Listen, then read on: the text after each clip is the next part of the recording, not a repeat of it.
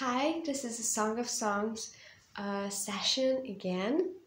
Um, we are at the second chapter, verse 7. Daughters of Jerusalem, I charge you by the gazelles and by the dogs of the field, do not arouse or awaken love until it so desires. Um,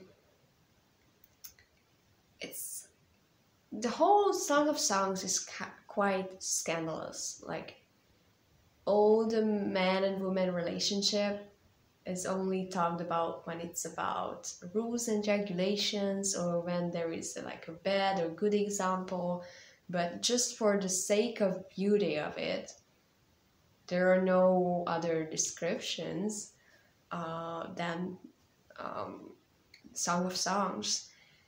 And there are a lot of translations of this verse. But I charge you by the gazelles. It also means like swear to the gazelles and the dogs of the field.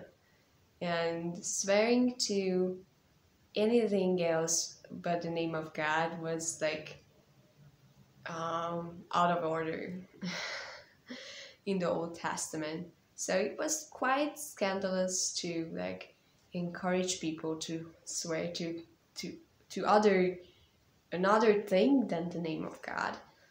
Um, and why there are gazelles and dogs, I don't know, because it's spring and they like jumping and running and they feel good.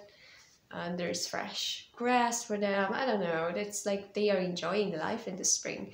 Maybe this is why they are in this. I don't know. Um, and of course, it's poetry, so it sounds cool. This could be a reason. And there is another part that is also like mistranslated many times. Do not arouse or awaken love until it so desires. Sorry. Um, do not arouse or awaken my love, the person, until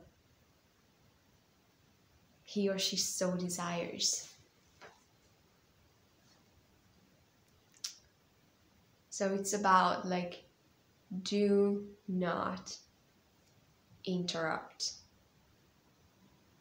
the experience of union. Do not bother someone who is in an experience with God. And I think it's much deeper than talking about just one experience. But I think it even means that. Like when I have a great encounter with God and lay on the floor, there's someone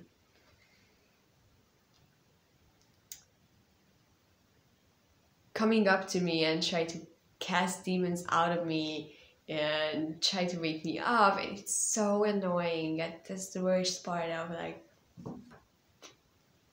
being at an event, a Christian event. Like if you have a great experience, people have a say to it, and it's like, don't bother me. I have the greatest time of my life. I don't need your help. Just leave me alone. But also there are like seasons in your life when you are like not interested in anything else but the love of God. And I had this season when I was like not doing anything, not building ministry, not doing ministry, not making videos. I was just with God. And anytime I felt like I should do something else, someone asked me to do something else, it was such a burden for me because all I wanted is just to stay in that, like doing nothing, just enjoying God's state of mind. And it was amazing. And it's so good that I didn't allow myself being talked out of it. Like sometimes I felt condemnation, but I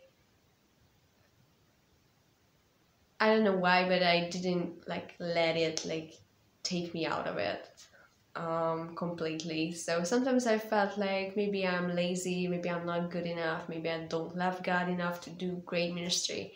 But I just enjoy this just me and God season of my life. And it was great. Um, so it can be a season, not just like one single experience.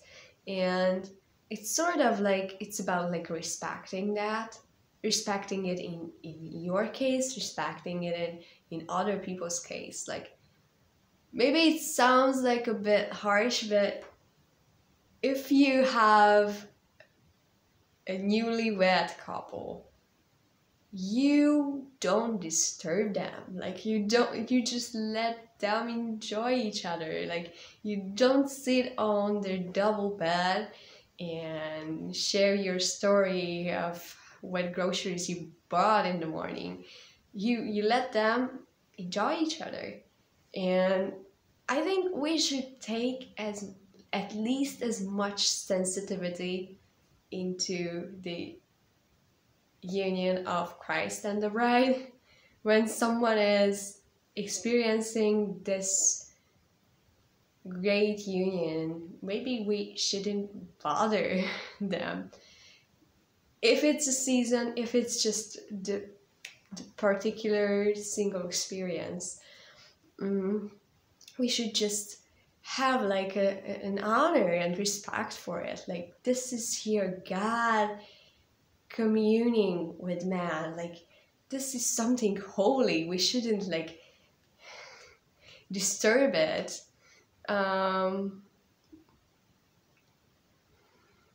We shouldn't like wake it up, wake people up from it. At many Christian events, I face it when I have to like organize an event.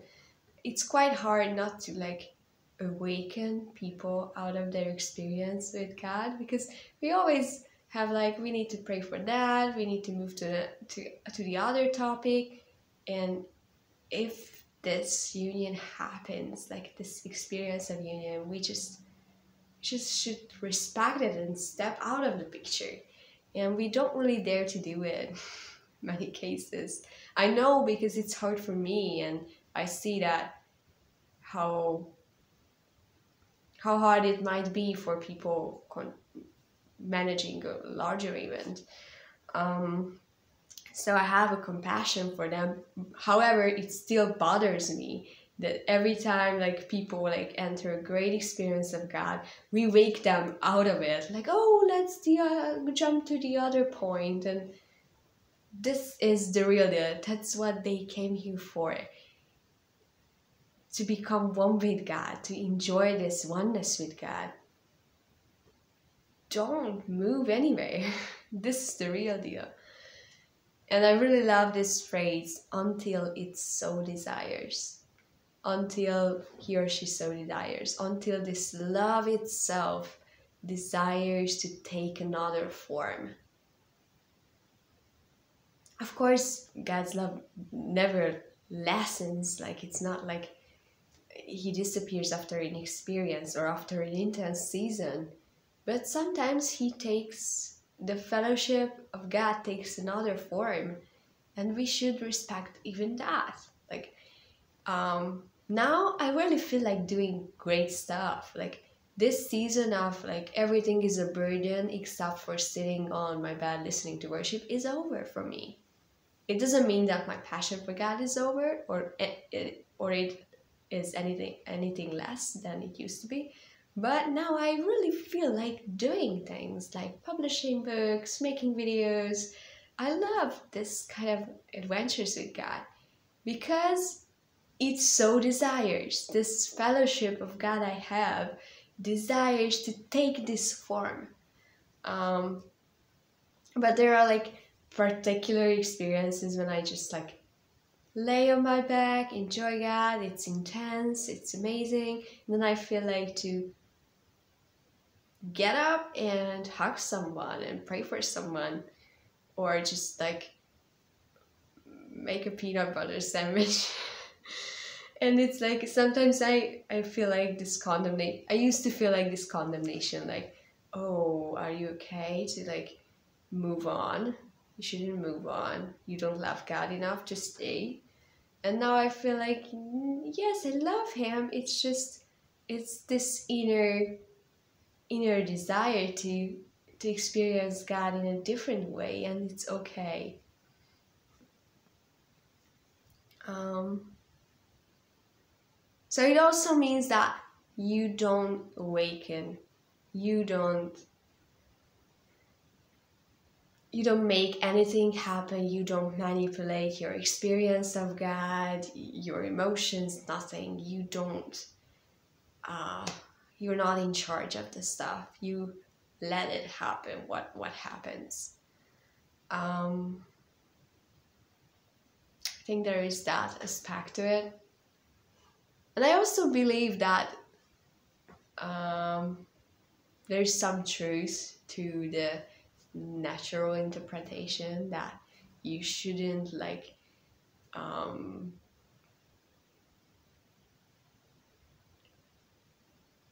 awaken love in yourself until it's like the moment for it. Like you shouldn't like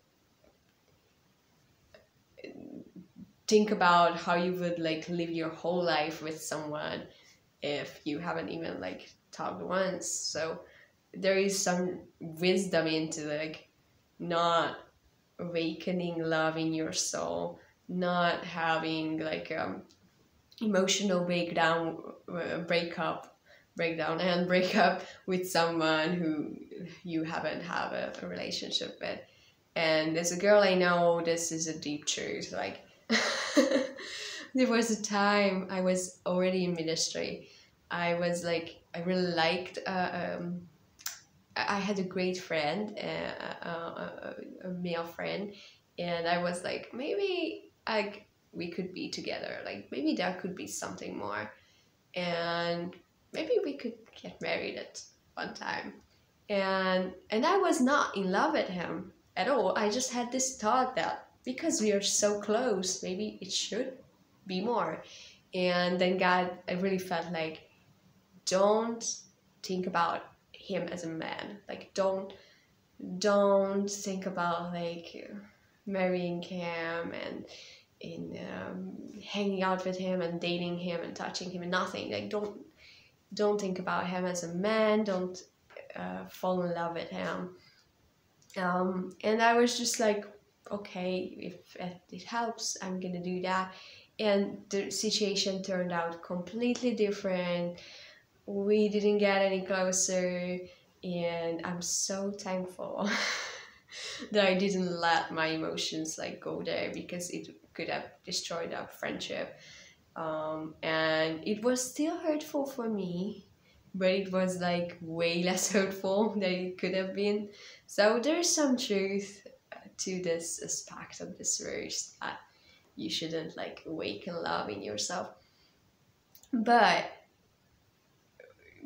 for a long time we believed that this verse is like about like, this is a verse for the prevention program for teenagers, man. I don't know how it is like in what it is like in the US or in other parts of the world, but in charismatic circles in Hungary, there are the youth conferences, and there is the afternoon session when there are these breakup groups, and that's when we talk about Christian relationships, and this is the verse for it. Like, do not awaken love, don't sleep around, don't have sex before marriage, and all that. This is what God is talking about, and I believe in holiness and purity and all that. I'm all for it, but I think this verse is way much deeper than that. It's about like, don't arise, don't disturb, don't manipulate the union, the big one. Yeah. So, And changing this narrative is not my idea. It's not like I'm that smart. I'm censoring my Bible. There are some like very smart theologians who say that it is not about like not about like not awakening love. It's about not awakening that state of love, not awakening the person out of this state of love. Uh, yeah, and I wish that we might respect when God is revealing his closeness to people, his union with people. And if it is us, that it's great that we respect it in us and we don't let ourselves awaken out of it, and we don't like wake ourselves up like, oh, move on to the other task. This is fleeing mode. This is the fall of Adam. Adam, where are you? I'm running away. And the second Adam says, here I am, send me, he answers the question right, where are you? So it's like you don't move away, you stay when God is coming close in a certain way. And he shows that I want to commune with you like that. You don't move away until it so desires, until you feel in your guts, until you feel that this kind of fellowship wants to take another form.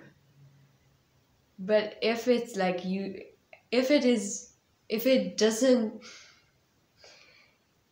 desire so, just stay. Don't move, don't walk around, you just don't bother it.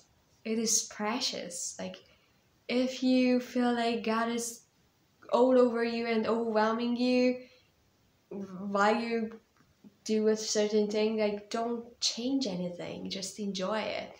Don't change it until it so desires, until you feel like it should take another form. And you can't like make feelings and experiences happen, and it's rightly so. But when they happen, just step back and enjoy it. Like don't flee away, don't force it, don't wake yourself up, don't do anything, just be there.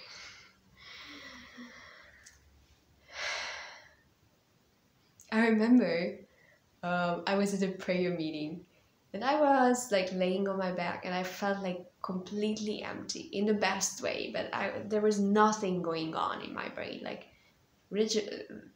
literally nothing was my experience, but it was overwhelming and great. And after a while I realized that I'm not breathing, and I got scared, like I should be breathing. I'm gonna die if I continue this. Like I need to wake up out of this state. I need to breathe again. Like maybe it's like causing me harm already. And I have waken myself up and I was like so sorry for it. Like, oh, it was the perfect peace I was in. It was amazing. And God is surely, he's surely good enough to sustain a state that he has provoked. He knows how to take care of you when he has taken you somewhere. He knows what to do with you when it was like his idea to take you there. So I was sorry for it, and since then I try not to manipulate anything. Like if I feel like it so desires that I should stay, then I stay, and I don't even force myself. Oh, it's about staying. If I feel like it desires to take another form, I leave that, whatever is that, and I try to like follow this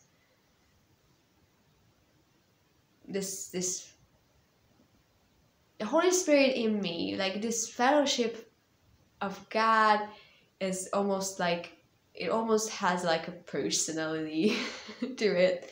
Like, yeah, God is everywhere, but there's something about the way he wants to show himself at the moment. And if I want to do ministry when he wants to just enjoy me, then I kind of miss the moment. And when I want to do ministry and let's jump to the other program when he's like just here, then yeah, you cannot miss anything because God is everywhere, but there is something about the expression of love. Um, and there's something about respecting that particular expression of love. Just the way you respect like a normal earthly newlywed couple, you respect their union, their enjoyment in each other, and you should take that sensitivity into we should take that sensitivity into our relationship with God and into relationship with um, into the way we look at other people experiencing God. Especially when we organize a meeting, like this is them enjoying each other. You should probably sneak out. It's their time. Yeah. So